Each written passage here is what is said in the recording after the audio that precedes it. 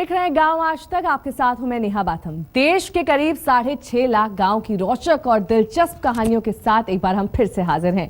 आज के बुलेटिन की शुरुआत एक ऐसी खबर के साथ करेंगे जिसके सुनकर आप चौंक जाएंगे। गुजरात के भावनगर में एक शख्स ने धूमधाम से अपनी गाय की शादी की। गाय की शादी पर करीब 18 लाख रुपए खर्च किए गए। गाय की शादी के पीछे की क्या है कहानी, देखिए।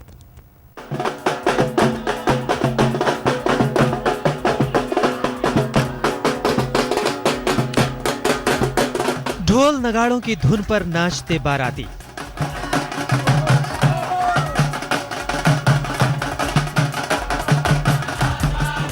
सिर पर कलश लेकर बारात के साथ चलती गांव की महिलाएं।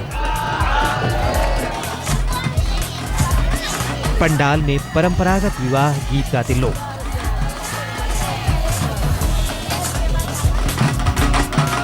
गुजरात के भावनगर के बदगाना में हो रही ये शादी बेहद खास और अनोखी है। ये शादी हो रही है अहमदाबाद की गाय पूनम और भावनगर के बदगाना के रहने वाले बैल अजरून के बीच। पूनम और अजरून की शादी के लिए खास इंतजाम किए गए हैं। शादी में करीब 5000 लोगों के खाने का इंतजाम है। शादी में बुलावे के लिए बाकायदा निमंत्रण पत्र छपवाए गए हैं। रीति रिवाज से हो रही इस शादी में पूरा गांव बाराती बना है। बैंड बाजे के साथ जब गाय पूनम की बारात गांव में निकली तो सब झूम उठे। ये नया कंसेप्ट है, इसीलिए है कि कभी किसी ने गाय के सामने देखा नहीं है। खाली दूध के लिए लोग इसका इस्तेमाल करते हैं। गौरक्षा के लिए चैरिटेबल ट्रस्ट चलाने वाले विजय भाई परसाणा ने गाय के प्रति समाज को जागरूक करने के लिए इस शादी का आयोजन किया। विजय गाय पूनम को अपनी बेटी से भी ज्यादा मानते हैं, लिहाजा उन्होंने शादी में खाने पीने से लेकर दान दहेज में करीब 18 लाख रुपए खर्च किए। इतना ही नहीं, बारातियों को कोई दिक्कत ना हो इसके लिए गांव में 3.5 किलोमीटर पक्की सड़क भी बनवाई गई। दूल्हा और दुल्हन के लिए खास डिजाइनर ड्रेस भी तैयार किए गए। मैसेज देना चाहता हूँ, ये कोई धर्म के लिए नहीं जोड़ना चाहिए इसको। गाय शरीर के लिए और जमीन के लिए, मीन्स के खेत के लिए बहुत उपयोगी है। गाय पूनम और बैल अजरून की शादी में कन्यादान से लेकर विदाई तक की हर रस्म निभाई गई। यहाँ तक कि विदाई में पूनम को सोने के गहने भी दिए गए। खुली गाड़ी में सवार होकर पूनम जिस भी रास्ते पर निकली, लोगों ने जमकर उसका स्वागत किया। शादी को यादगार बनाने के लिए 8 प्रोफेशनल कैमरामैन को बुलाया गया था। लाखों रुपए खर्च करके शादी पर हाई क्लास की डॉक्यूमेंट्री भी बनाई गई है, जिसे गौ रक्षा के प्रति जागरूकता फैलाने के लिए प्रसारित किया जाएगा। अहमदाबाद से गोपी घांगर के साथ आज तक ब्यूरो।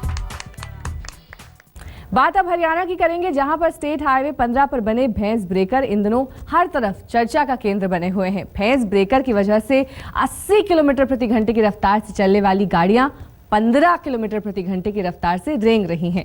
हरियाणा रोडवेज को रोज इसकी वजह से लाखों रुपए का नुकसान हो रहा है। क्या है पूरा माजरा, देखिए।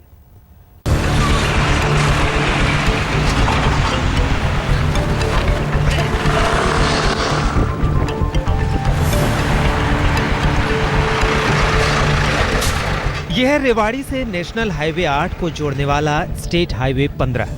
24 किलोमीटर की सड़क पर करीब 32 अवैध स्पीड ब्रेकर हैं। यहाँ के गांवों में ये स्पीड ब्रेकर भैंस ब्रेकर के नाम से मशहूर है। गांव वालों ने स्टेट हाईवे पर अपनी सहूलियत के मुताबिक कदम कदम पर अवैध ब्रेकर बना लिए हैं, जिसकी वजह से हाईवे पर गाड़ियां रेंगते हुए चलती हैं। ब्रेकर तो बहुत बनाए हुए हैं यहाँ पे, तो हर गांव में 4-5 ब्रेकर बनाए हुए हैं। तो ड्राइव करने में बहुत असुविधा महसूस होती है।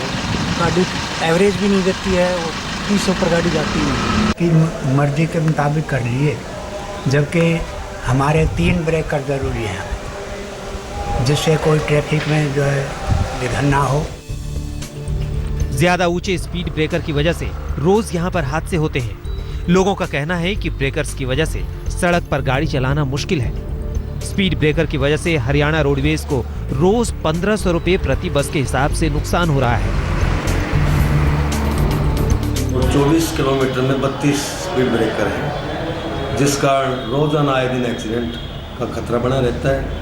और दूसरा, हमारे विशेषकर रोडवेज विभाग में तेल की खपत ज़्यादा होती है। जहां गाड़ियां 5 किलोमीटर प्रति लीटर की एवरेज से चलती है, वहीं ये गाड़ियां 4-4.5 किलोमीटर की एवरेज देती है, जिससे रोज़ाना करीब 1500 रुपये पर बस का लॉस होता है।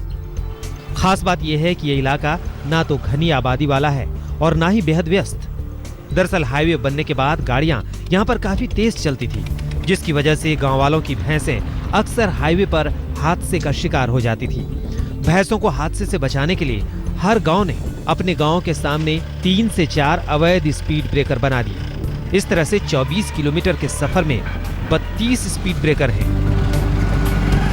रोड बहुत अच्छा है, इसलिए गाड़ियों की जो स्पीड है वो बहुत ज़्यादा रहती है और स्पीड की वजह से लोग गांव से जो निकलने वाले हैं बाहर, जो ये रास्ते गांव के बाहर की तरफ खुले हुए हैं, इससे जो बाहर लोग आते हैं वो गाड़ियों से टकरा जाते हैं। कुछ पशु जो चलते हैं वो टकरा जाते हैं, क्योंकि इनमें मार्किंग नहीं है। वाइट अगर कुछ लगा होता है दूर से दिख जाए तो पता लग जाए। रोजाना आने वाले लोगों को तो पता है कि भाई ब्रेकर है, और जो लोग नए आदमी आते हैं उनके लिए तो रात को बड़ा भारी खतरा है, क्योंकि पता नहीं ब्लाइंड ब्रेकर बिल्कुल है। लोगों की डिमांड पे, पंचायत पे और एज पर साइट कंडीशन को देखते हुए बनाए गए थे, लेकिन हमारे पास कंप्लेंट्स आ रही हैं, अभी कुछ एक्सीडेंट्स पॉइंट भी बन गए हैं इसकी वजह से।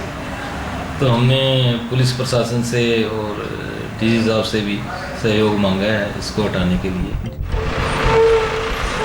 गांव वालों की दबंगई की वजह से सरकारी अफसर ब्रेकर को हटाने की हिम्मत नहीं जुटा पा रहे हैं, जिसकी वजह से 80 किलोमीटर प्रति घंटे की रफ्तार से दौड़ने वाले वाहन हाईवे पर महज 20 किलोमीटर प्रति घंटे की रफ्तार से चल रहे हैं। हाईवे पर चलने वालों की मांग है कि प्रशासन जल्द से जल्द इन अवैध स्पीड ब्रेकर्स को हटाए, जिससे सड़क का सफर आसान हो। अनिल सिहाग, रेवाड़ी, आज तक। छत्तीसगढ़ के सीएम रमन सिंह इन दिनों शहर से ज्यादा गांव के दौरे पर हैं। अक्सर उनका हेलीकॉप्टर किसी गांव में उतरता हुआ दिख जाता है। खबर के मुताबिक सीएम साहब की ये कवायद जिले के कुछ गांव के स्मार्ट विलेजेस के तौर पर विकसित करने को लेकर है। छत्तीसगढ़ देश का पहला ऐसा राज्य बनने जा रहा है जहां की सरकार स्मार्ट विलेज के कॉन्सेप्ट पर काम कर रही है। अगर ये प्रोजेक्ट यहां कामयाब होता है तो इसे पूरे देश में लागू किया जाएगा। छत्तीसगढ़ के मुख्यमंत्री रमन सिंह इन दिनों हेलीकॉप्टर से गांव-गांव का दौरा कर रहे हैं। पिछले दिनों सीएम रमन सिंह जब धमतरी, कबीरधाम और राजनांदगांव के दर्जनों गांव में जल, जंगल और जमीन का जायजा लेने पहुंचे तो लोगों का हुजूम उमड़ पड़ा। खबर के मुताबिक रमन सरकार इन जिलों के 4-4 गांवों को स्मार्ट विलेज के रूप में विकसित करने जा रही है। इस योजना का मकसद गाँवों को शहरों जैसी सुविधाएं उपलब्ध कराना है। स्मार्ट विलेज के लिए 2 आदिवासी और 2 सामान्य गांवों को चुना जाएगा।